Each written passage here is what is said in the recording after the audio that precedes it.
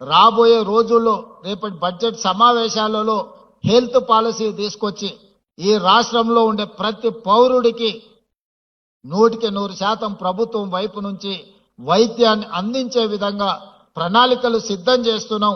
హాస్పిటల్కి వెళ్తే ఆస్తులు అన్నీ అమ్ముకునే పరిస్థితులు ఈ రోజు మనం చూస్తున్నాం. అందుకే ప్రభుత్వం మీ అందరి పట్ల మానవీయ కోణంతో వ్యవహరించడమే కాకుండా మానవత్వంతో తీసుకునే నిర్ణయాలు మీ జీవితాలలో వెలుగును నింపబోతున్నాయి.